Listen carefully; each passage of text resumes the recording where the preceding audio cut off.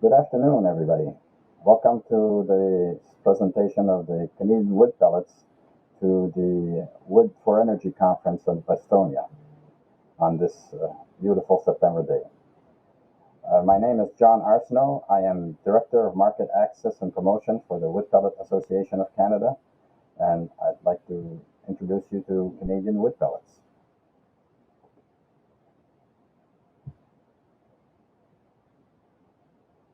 I'll be talking to you today about wood of our different markets internally and throughout the world, and of some regional developments that are happening with regards to wood pellets in Canada.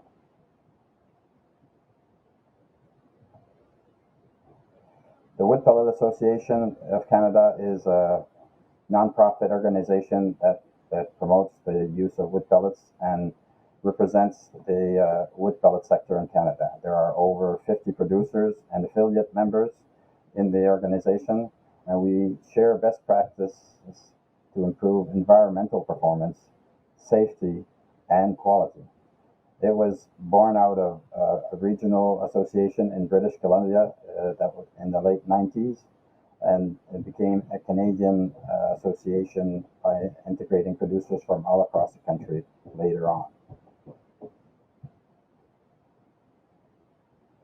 We have about 47 pellet plants currently producing in Canada.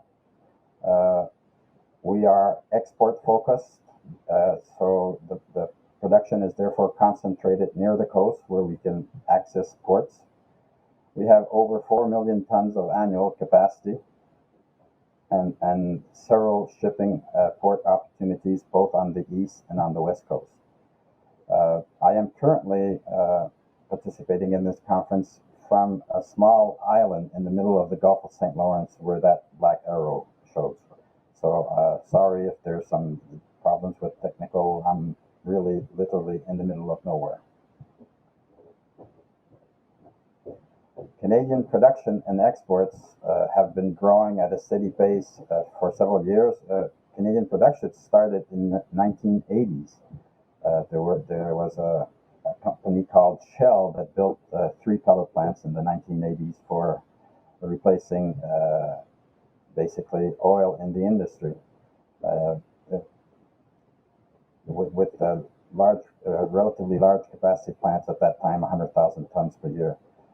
We used to be a major exporter. We've been surpassed by the USA recently, but our sales, our volumes are still expanding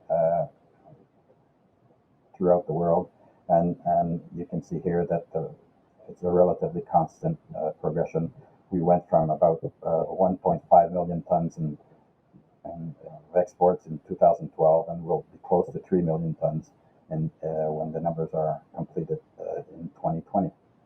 Our main export, of course, is the UK, where we serve Drax power plant mainly.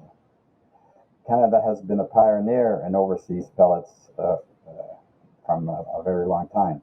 The first overseas bulk shipments were to Sweden in 1990 for 5,000 tons of cargo. You may remember that back then there was the Kyoto Protocol that was first talked about reducing CO2 emissions, and Sweden did some testing in their power plants with pellets from Canada. They eventually built a relatively strong industry and had to find local suppliers, I believe, including Estonia. First commercial offtake agreement was done with Sweden also in 1998 from the West Coast. The first trans-Pacific shipment went to Japan in 2008. And the first Panamax shipment with 60,000 tons of pellets in one ship left for the UK in 2015. So we have a long experience of exporting pellets overseas, and will continue to do so. Our main market, as I mentioned, are the UK with close to half of our exports. Japan has progressed significantly over the last years and will continue to do so. It's an expanding market where we have much interest. Holland has been on and off with changes in regulations for renewables there over the years, but has picked up in 2020. We only sell about 9 or 10% of our production locally for heating. Mostly, there's also a small power plant that uses pellets. We export in the northeast of the USA some residential grade pellets and some small volumes to different European countries: Denmark, Belgium, Italy, and France. And the slide shows south of France, but in fact it's into the Caribbean, so we're providing pellets for a small power plant there. Our domestic wood pellet market, as mentioned, is relatively small, 250 to 300,000 tons per annum. There's a bit of pellets used for power generation in Ontario, but mostly our pellets are used for residential and commercial heating, mainly in areas off the natural gas grid, replacing fuel oil or traditional wood stoves. Stoves dominate, but boiler installations are increasing slowly, especially in the Northwest Territories and Atlantic Canada. Canada has also stated a goal to eliminate coal by 2030. Several years ago, Ontario Power Generation converted one of its power plants that was running on lignite coal to wood pellets, and is still operating it, although not on a continuous basis. This plant consumes close to 100,000 tons of pellets per year. It was a nice example of trying to promote pellets in Canada. We don't have enough of those, I'm afraid. Regional efforts are starting to pay off for the domestic wood pellet market. The Northwest Territories government has given a good example to help promote the product, and has created a huge pellet market penetration of over 1 ton per year per resident.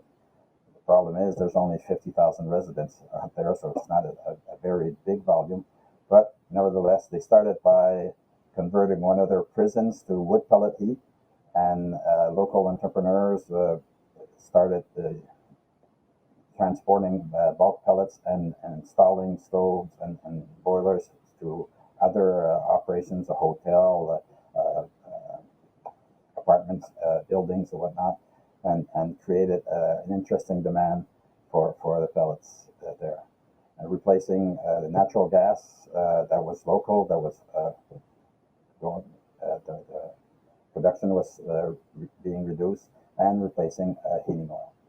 The Atlantic provinces of Canada on the other coast have installed over 50 systems that are bigger than 50 kilowatts, and there are tenders from the authorities for more. We've had a local, in the province of Quebec, we've created Vision Biomass with aims of using 1 million tons of biomass per year, at least half of which will be pellets. So we're seeing some potential growth there, but it's relatively slow, mainly because the other forms of energy are relatively cheap.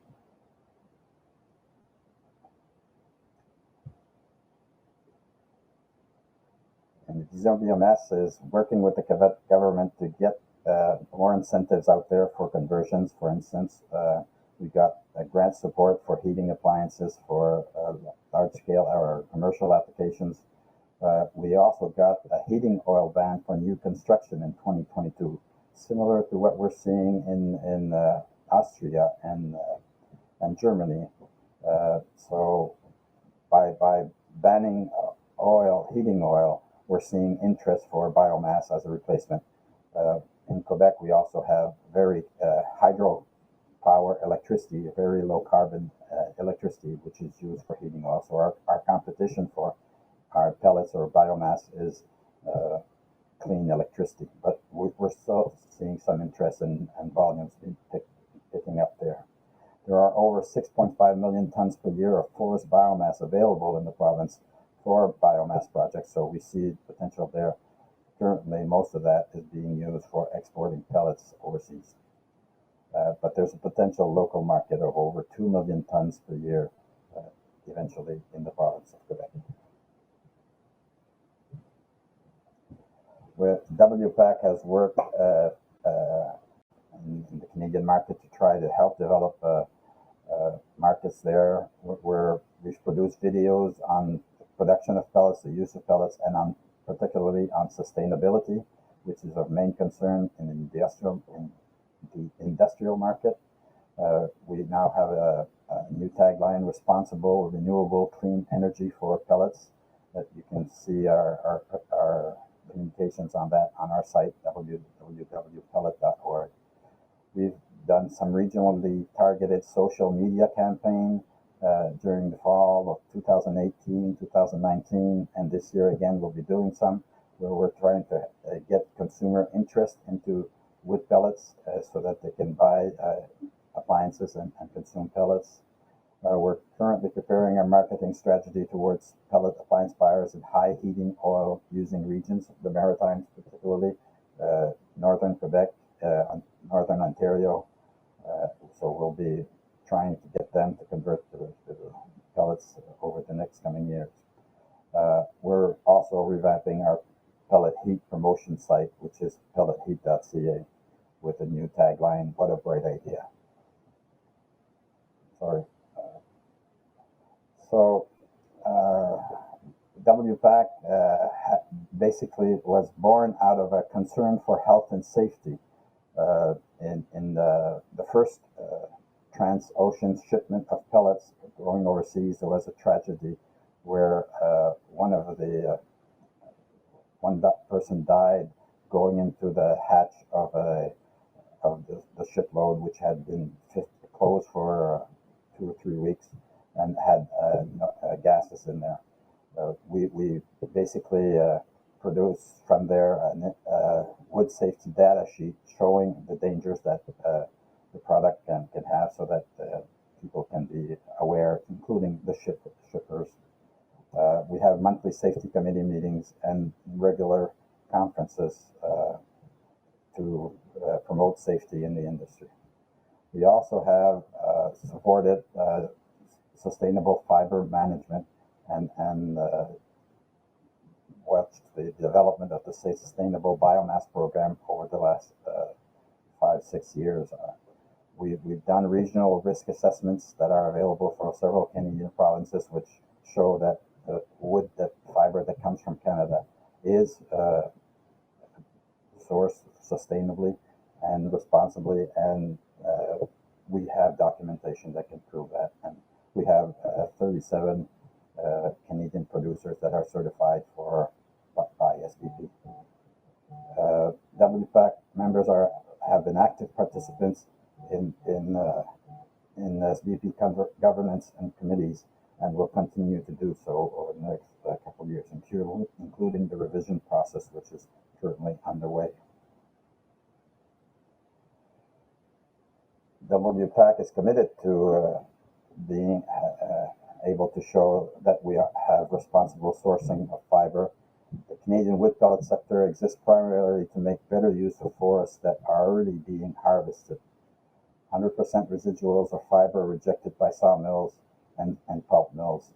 100% committed trees grown to their highest and best use. And we're basically building our industry in the decline of the pulp industry, which means that more residuals need an outlet. For example, here we show the evolution of the pulp industry consumption of fiber in British Columbia and the production of wood pellets. And you can see basically that pellets are picking up the fiber from the paper industry, left behind basically by the paper industry. We're not cutting more trees. We're not extracting more fiber from the forest. We're just replacing a market that was there before. And we still have lots of volumes available. And this is true all across Canada. We have projects in eastern Canada where pellet mills have been built to use wood chips left behind basically by the pulp industry. conclusion, Canada's pellet industry is growing thanks to demand from Europe and Asia. Repurposing pulverized coal power plants for co-firing or dedicated firing with wood pellets is proven and widely used in many countries. We have a small example of that in Canada, but we should adopt this more wisely. There's still room for considerable growth in the pellet market for replacing coal in Canada, and we have the objective to do so by 2030. There's also a huge opportunity to increase the use of wood pellets for domestic heating in Canada, built on strong regional basis, and we will continue to try to work to develop that. If you want more information, you can visit our pellet site. We have considerable information there on maximizing the value of every tree, of the role of wood pellets in climate change, and some interesting videos on the use of pellets. It's all available at pellet.org. Thank you very much. And we invite you to the Wood Pellet Association of Canada's conference next week. You can join us online if you wish. We'll be discussing the opportunity.